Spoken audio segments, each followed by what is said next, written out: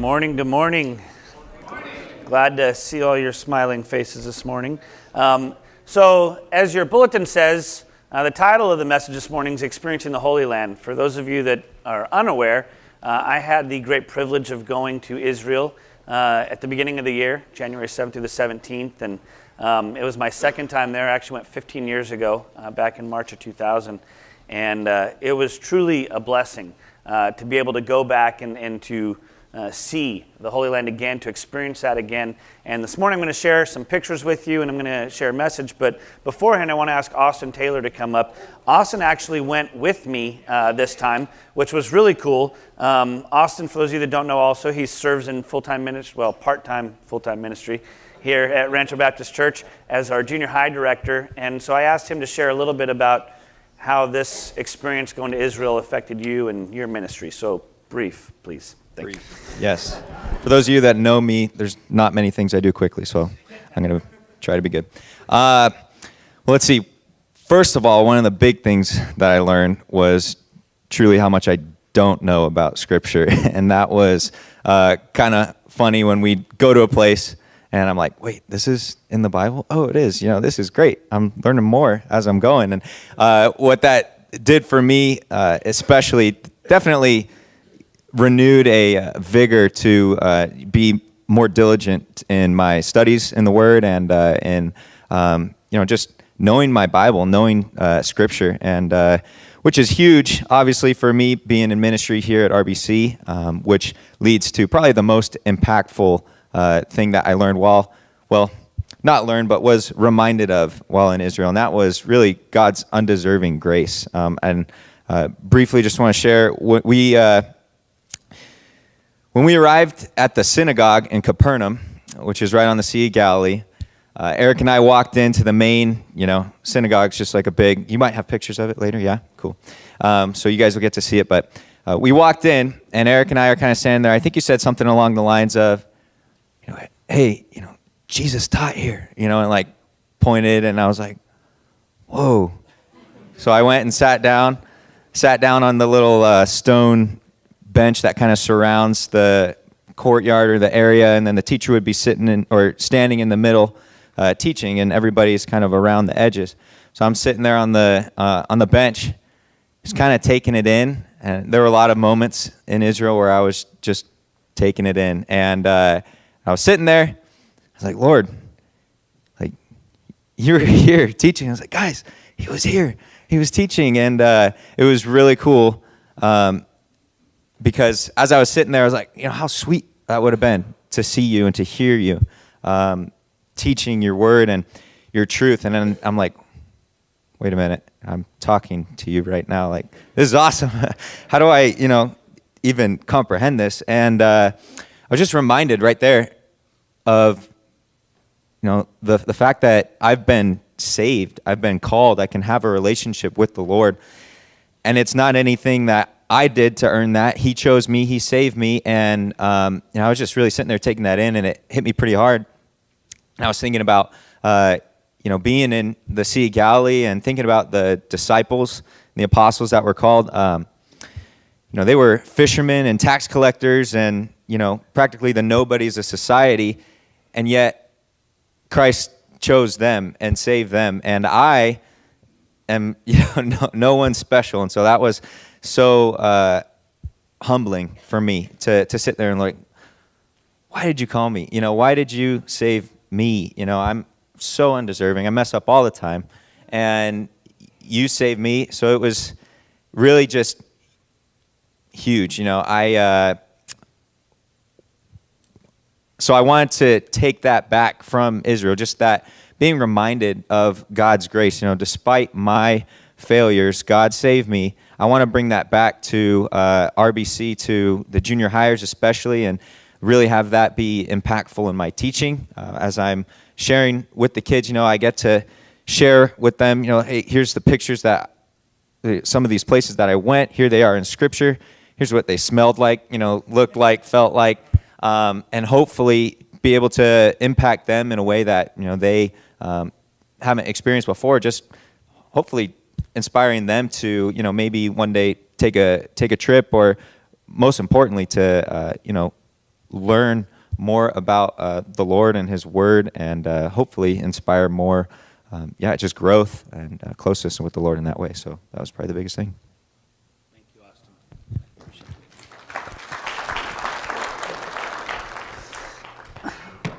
So with that, we are going to try to run through pictures extremely quickly so that I can get to a message. But I was putting this thing together, and I was like, okay, what do I show? Everyone's asking, want to see pictures, and so there's a lot. This is our group. We actually were a group of 45 that made the trek over there from all over the United States, mostly Central Cal. This is a place called Kiryat Yearim, and in this location they have kind of replicas of an olive press. This is what they would use they'd throw all the olives in and roll that thing around, and then they would take it back there into that thing, the big corkscrew, and press it down and get all the oil out of it. And this is a replica of a tomb. And so this is Kiryat Yearim, which one of the neat things about this site, if you remember actually, Austin. Sorry, I wasn't meaning to stop there, but I will. So as they were going through that, when the Philistines had captured the ark, and taken it away in battle, when they were coming back to return, because it didn't go well for them, and they decided we want to get rid of this thing. And so as they were returning the ark, they brought it to a place called Bet Shemesh, which is where this location is, Austin walking around on the ruins. And so as they bring it back to Bet Shemesh, which is where a lot of the priests were, the priests decided, we don't want this thing. And so they actually took it up to that hillside of Kiryat Yearim, and it spent 20 years. The Ark of the Covenant spent 20 years in Kiryat Yearim up on the hillside because the priest in Bet Shemesh didn't want it, because I think they were confused. This is a cistern.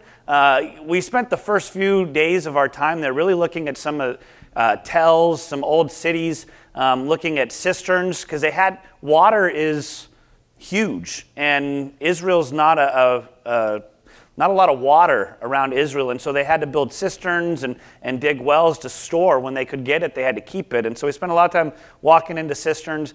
This is a valley right near Bet Shemesh, and they believe right on the other side is where Samson was and had a lot of his ministry, lighting the foxtails on fire and running through on the other side over there. So the first few days for us were so much Old Testament history, going to these sites of Old Testament. This is Azekah, or otherwise known as the Valley of Elah. This is where the battle of David and Goliath took place. Most people believe that the Israelites were up on that ridge, up there kind of waiting and essentially listening to this giant come out and mock them every single day. And then eventually young David comes down and hears this and was like, you're mocking the God of Israel? My God, no way. And he goes out and slings, and we see the death of Goliath. Austin was looking for the stone that David used, but I told him it'd be out in the middle of the valley somewhere, not down there. But so this is Beersheba. It's another one of the tells. It's another site back there. We got to spend a lot of times going to these locations. You see the ruins of everything, and it was pretty crazy. This is a cistern. They had built some stairs now to take you down in deep, and we actually walked in through the whole thing and came out on the other side. This is our first night in the Dead Sea. It was beautiful. That's out our hotel window. We were very blessed. Beautiful view of the Dead Sea. Sunrise the next morning. It was just a great time to be down there. Like I said, I was there 15 years ago. One of the things that was most interesting to me was how much the Dead Sea has shrunk. It is just continually shrinking and drying up. If you know, the Salton Sea out here is doing the same thing. So here's some camels we saw on our road to Masada. This is a model of Masada. It is truly an amazing place. Masada is a palace that was built by Herod up on the mountain out in the Dead Sea. Now, he built this thing to run through the trade routes. And so there's a lot of storage containers and things like that. But that's the palace from the distance. We came in from the backside. You can't even tell there's anything there. But you kind of see that light line of the amount of sand going up there. That was the siege ramp that the Romans built to eventually take over Masada. The Israelites, some of the devout Israelites, the zealots had fled up there and were hiding out. And so the Romans actually used Israel's citizens to build the ramp so that they could siege, because they knew the zealots wouldn't kill their own people, and eventually got in. This is a storage container that was there.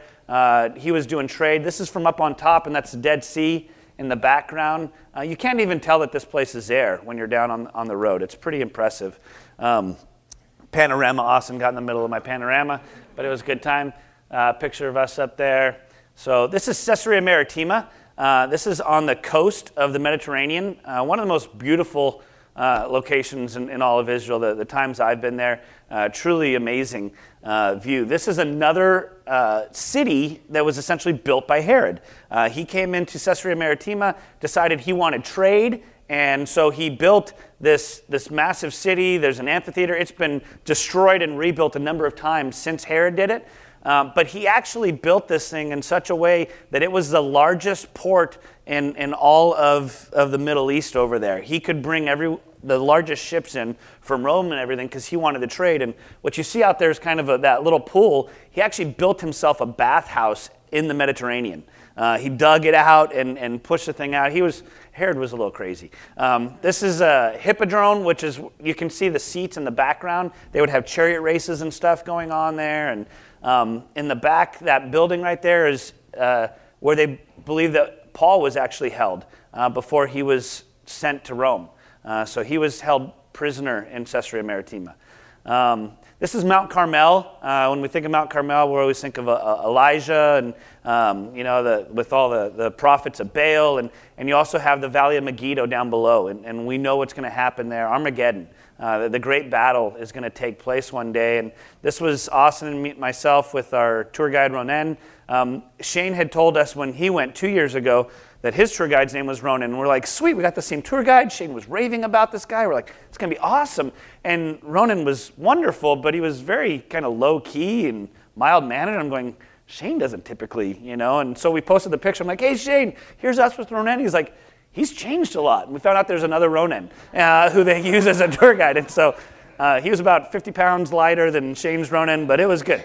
So this is Tel Megiddo. This is that gate that you would come in. You can kind of see there's some openings there. The way they would build the gates for defense were they would have these openings so that you would, as you were being attacked, you would have your men in here, and as people would come through, you would just attack from both sides and kill. That's how you would defend your cities.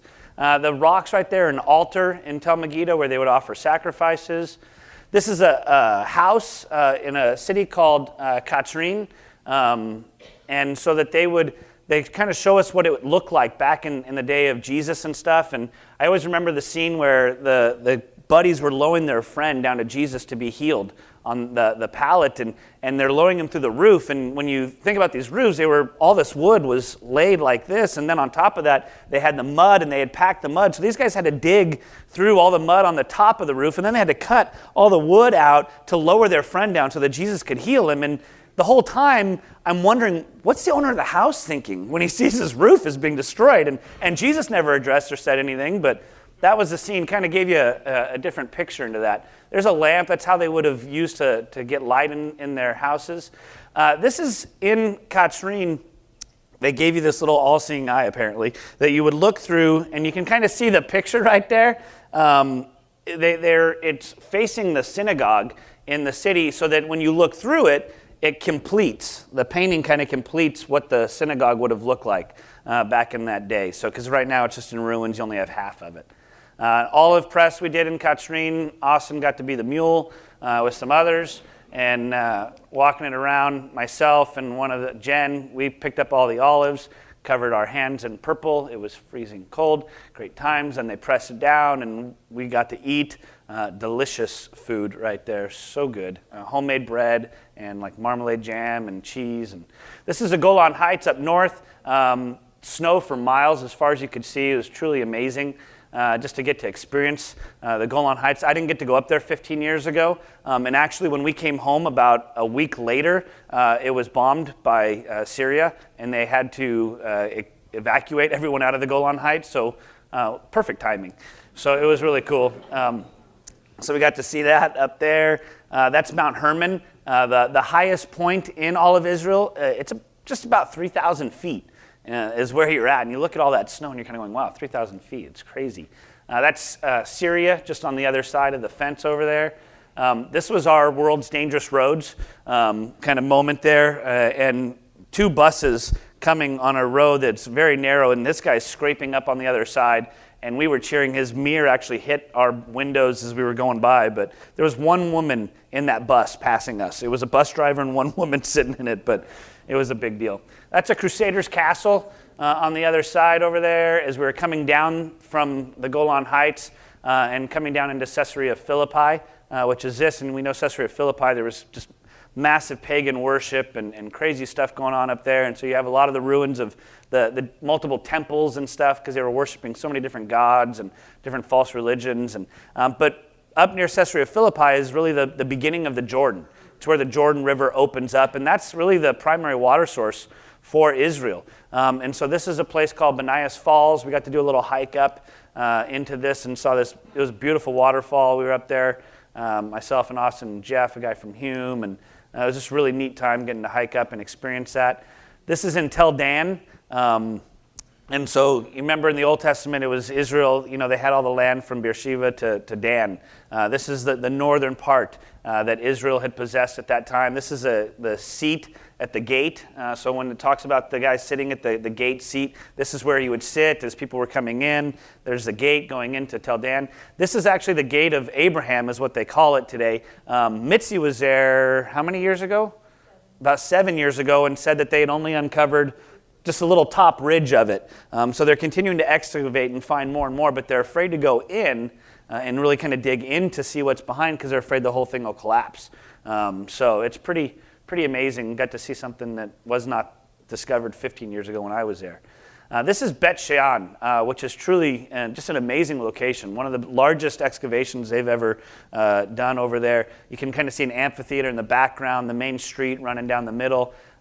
They're continuing to excavate, find more and more and stuff. And as they find these pillars down, they end up standing them back up so you can see kind of what they would look like. They built this arch and put it all back together. But Bet Shean is truly an amazing location. You get to see kind of how they lived. This was a kind of a public restroom. In the day, you would sit in between the stones and go to the restroom. A couple of our guys went down to demonstrate for us what it was like. This is in the amphitheater in Bet Shean. The work that they did on the marble and the stone and the carvings, it's so amazing and so intricate. But there's kind of a picture of what the amphitheater looked like and the main road, and we are pushing through. This is a sauna, really cool. This is Qumran, where they discovered the Dead Sea Scrolls. That's cave number 4, where they found the Isaiah scroll right there. So pretty neat getting to go out there.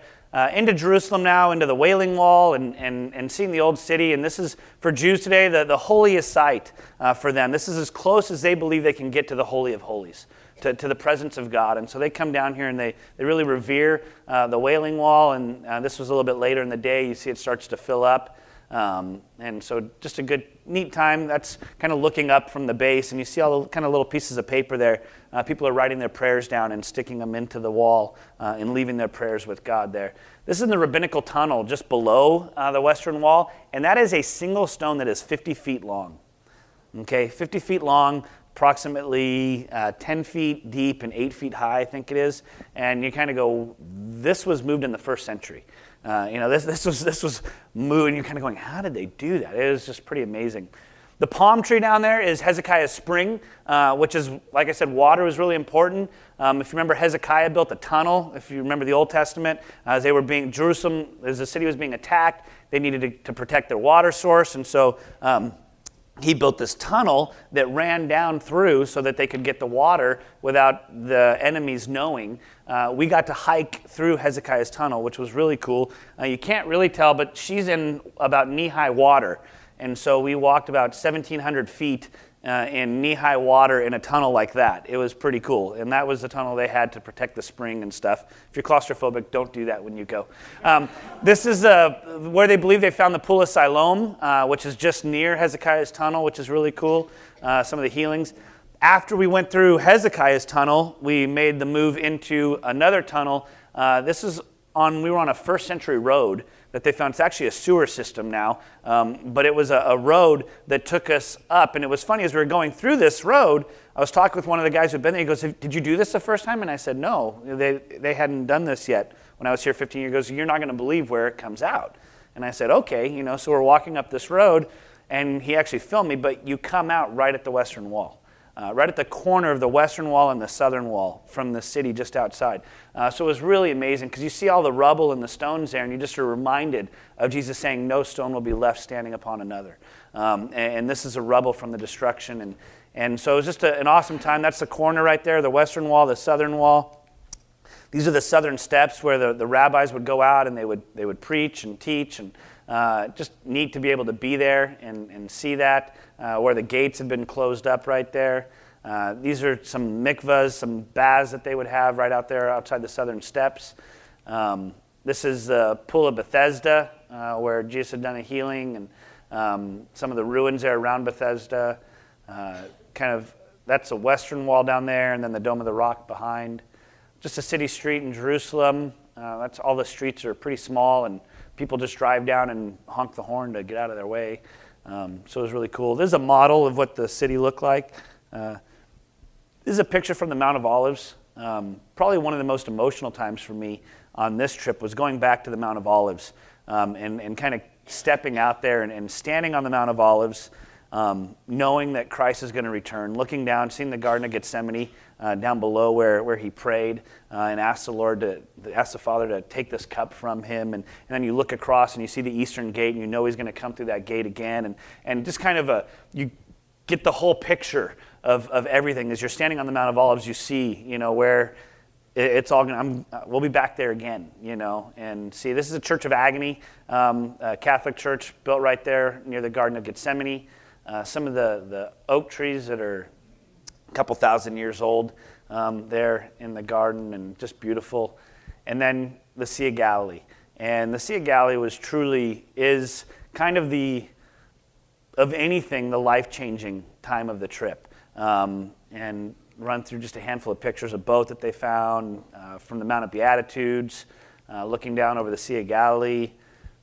This is Chorazin, a city that they found up there, synagogue and some ruins and stuff. And this is Capernaum. What Austin was talking about, the black rock on the bottom dates back to the 1st century. The black rock was there when Jesus was there. They've rebuilt the synagogue on top of that, but that black rock was there when Jesus was there and when he was teaching and preaching in the synagogue. It was on those steps there in the back that Austin was talking about sitting and just talking with the Lord. Pretty amazing to be able to be there again. I think Austin snapped that picture of me kind of going up and just going, wow. That's a Catholic church that they built over what they believe to be Peter's mother-in-law's house right there, her home, when Jesus did all the healings. This is Tabgha, where they believe the feeding of the 5,000 took place. Mount Arbel in the background. Some beautiful shots from up on top of the mountain when getting through. Me and Adrian, one of the guys, we're almost there. All right, we're going to leave it right there. Sea of Galilee. I said the Sea of Galilee is kind of the location that really hits home the most. That is probably one of the most impactful. And the reason for it is because as you go through all those other sites and you're looking at these amazing locations of the Word of God, and I was talking with someone at dinner after our first night in Galilee, and they were saying, I asked them, I said, how was today? And they go, wow, there's just something about today. And I go, well, you want to know what it is? And they're like, sure. Well, why was today so much more amazing than all the other days where we were seeing amazing sights and we were in the Holy Land? I said, because today was all about Jesus.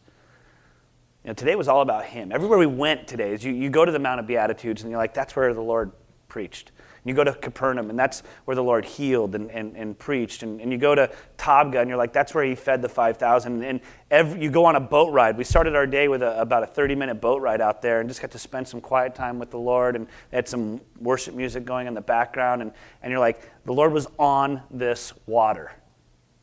It was all about him. That's why it's so amazing and so powerful. And so this morning I want to spend some time looking at Matthew chapter 14. So if you would take your Bibles, open up, and we are going to preach quickly.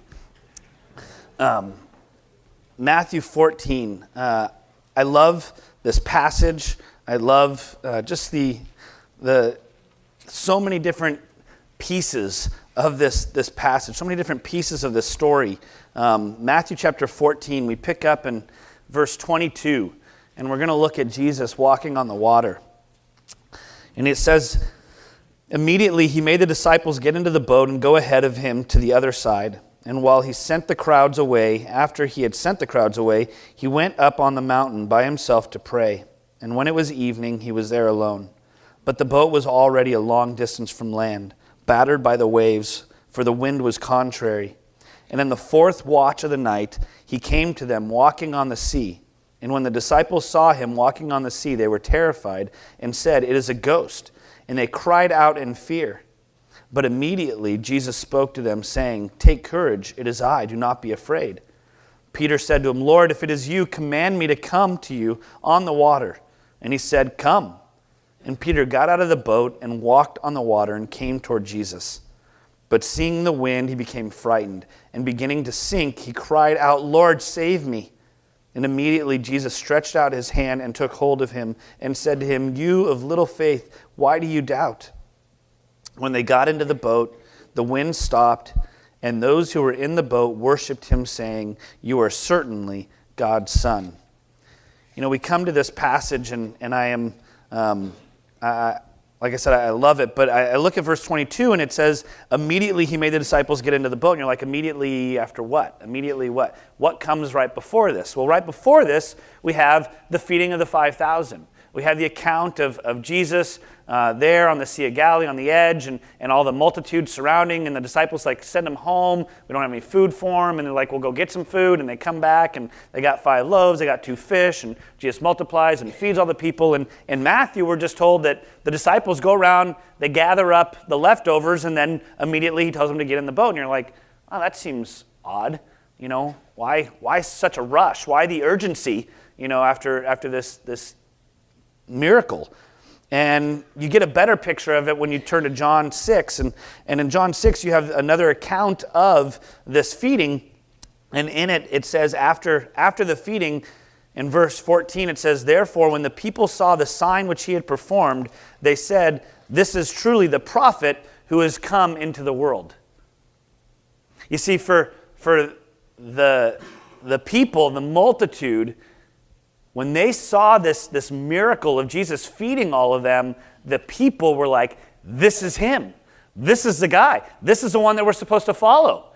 And Jesus knew, if you've read through John before, he has a phrase that he loves to repeat over and over again. He says, "My time has not yet come. My time has not yet come. My time has not yet come." It's not time yet. For Jesus, timing was everything.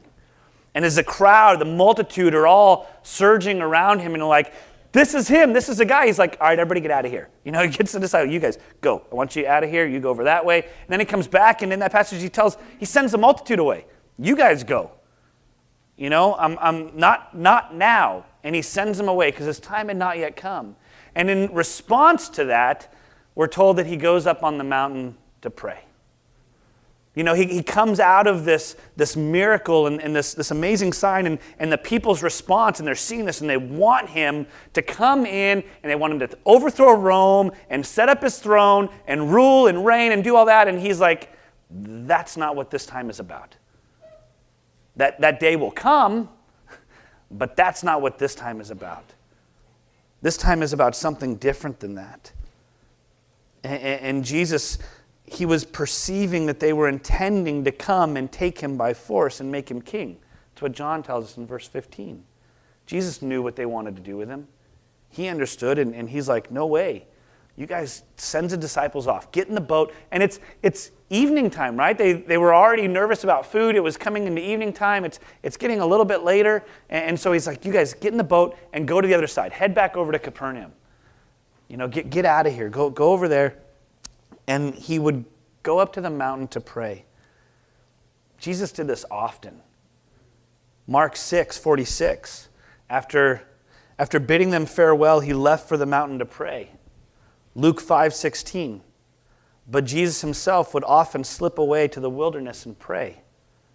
Luke 6:12. It was at this time that he went off to the mountain to pray, and he spent the whole night in prayer to God.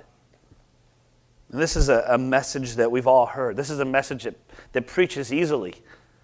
You want to grow in your walk with the Lord? You want to be right with the Lord? Spend time with him. Jesus did it. If Jesus, the Son of God, fully man, understood the importance of getting away and spending alone time with the Lord, how much more us, right? You've all heard it. There's nothing new about that. This is the truth. Jesus, but he would often get away and he would spend time with the Father. And something I love about this is that he didn't allow the circumstances that were going on around him to dictate whether he would do that or not. You know, for Jesus, he'd just come off of this great high of performing the miracle and feeding all these people, and that had to be just a neat thing. And you're like, yeah, I could see it'd be easy to go up and spend some time with that. But then he's got the crowd like, hey, we want to take you in, and you're going to make you king, and we're going to do this. And he's like, oh, no, and he sends them away. And for me, when I get caught up in circumstances and things going around, a lot of times my response isn't, I need to run to the Lord. My response is, let me take care of this, let me take care of this, let me take care of this, and then I'll spend some time with you, Lord. But for Jesus, in the midst of these circumstances, in the midst of the craziness, he would slip away and spend time with the Lord. How sad for us to miss that, to not be mindful of that. We also know from this passage, he wasn't just up there praying for 10 minutes. He didn't just give a little bit of time. But in verse 24, back in Matthew 14, in verse 24, it says, but the boat was already a long distance from the land.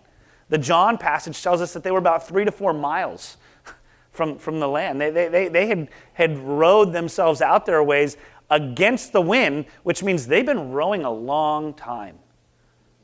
They'd been out there for a while. So they'd been out there rowing for a long time, working themselves to the bone, and Jesus had been up praying for a long time. Just sitting before the Lord. You know, and that phrase, the wind was contrary, it tells us that they had the nose of that boat going straight into the headwind. They were going straight into the headwind, rowing, trying to get to Capernaum, trying to get where the Lord had sent them. And we learn a couple things about these guys. You know, we learn that these disciples, one, they took Jesus seriously. He told them to get in the boat and go to Capernaum and get to the other side. And that's what they were doing. Though it didn't make a lot of sense to them. One, they were doing it, they're getting in the boat in the evening time. It doesn't make sense to travel at this time. And the wind is coming up now, and it didn't make a lot of sense. But this is what Jesus said, we're going to go. It's not working out well for us. You know, hey, Lord told us to go here, but man, this isn't going. Let's just turn off and go somewhere else. Let's just pull off and pull to the shore and be done with this. They didn't do that. They didn't make a decision for themselves. The Lord told them to do something, and they did it. They took him seriously, and they were persistent in it. They'd been out there for hours upon hours rowing.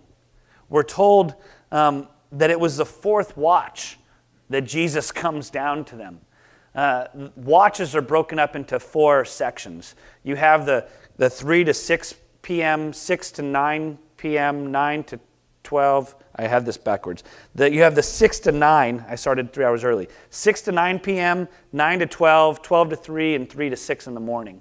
And it's during the fourth watch, this 3 to 6 in the morning time, that Jesus is making his way down to them on the water. Now, they've left early in the evening. It's been all night. All night, they have been out there rowing and rowing and rowing to get 3 to 4 miles. They're not there yet.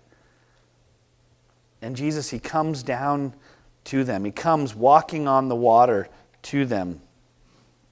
And you have this amazing moment where he comes up to them, and these guys are in the boat, and I'm sure that they're exhausted. I'm sure that they're worn out. And you know, for myself, when I'm exhausted, when I'm wiped out, it doesn't take a lot to get me excited, to frustrate me, to get me angry, to scare me. For these guys, they're probably exhausted, and it didn't take much to scare them, because they look out and they see this body on the water, and they're terrified. They are terrified, and they cry out in fear, is what Matthew says. They're crying out that it's a ghost. There's a ghost on the water. They were so scared of what they were seeing, they didn't know what was going on. And I love it because, again, we get Matthew saying, immediately Jesus spoke to them. You know, as he sees them in their fears, he sees them terrified, as he sees them overwhelmed, he immediately responds to that.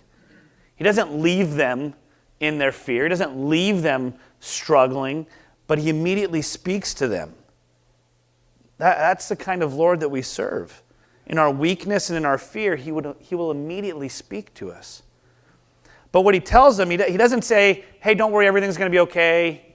He doesn't calm the waves right then. He doesn't stop everything. He doesn't make their situation better right then. He doesn't make them comfortable right then. He doesn't say, don't worry, I got it all for you. He says, don't worry, I'm here. Take courage. He doesn't say, I'm here to fix your circumstances. He doesn't say, I'm not here to make you comfortable. He says, don't worry. Take courage. I'm with you. How contrary that is to the message we have preached so much today. Come to Jesus and everything will be great. He'll make your life perfect. And then when you have conflict, what do? Where'd Jesus go? What happened? That was never the message that he said to them. The storm was raging. And the storm continued to rage because guess what? When Peter gets out of the boat, because Peter's like, hey, Lord, if that's you, call me out. Call me to you. And he says, okay, come.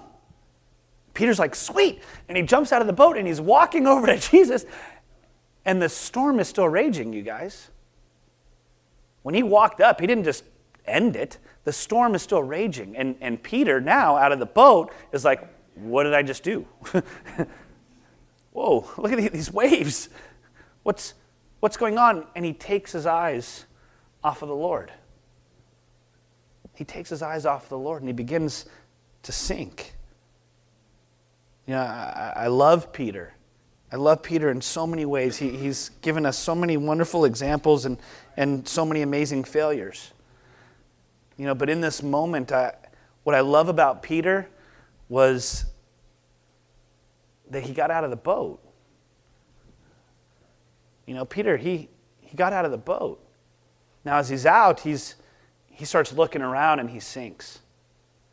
He took his eyes off of Christ and he began to sink. Hebrews 12, verses 1 and 2 say, therefore, since we have so great a cloud of witnesses surrounding us, let us also lay aside every encumbrance and the sin which so easily entangles us, and let us run with endurance the race that is set before us, fixing our eyes on Jesus, the author and perfecter of faith, who for the joy set before him endured the cross, despising the shame, and has sat down on the right hand, at the right hand of the throne of God.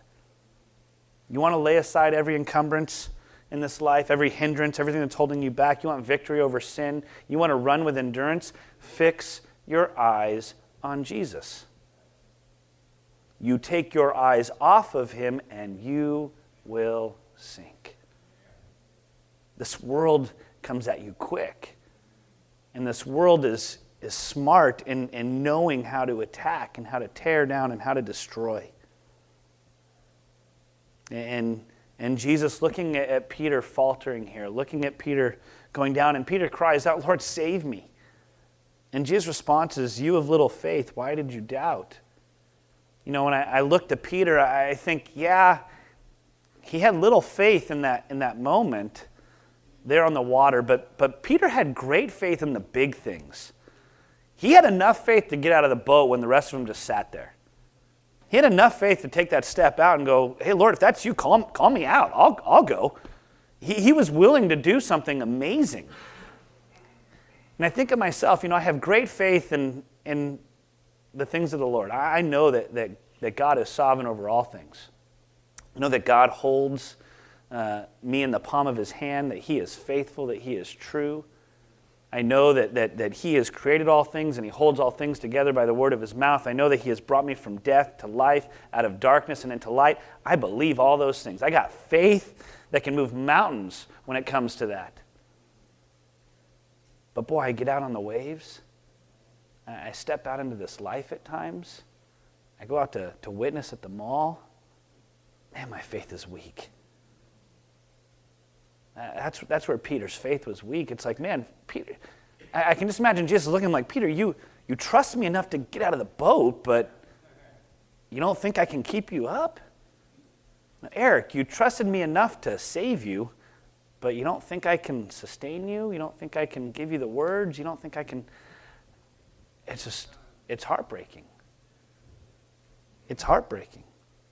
And then Peter and Jesus say, get back in the boat.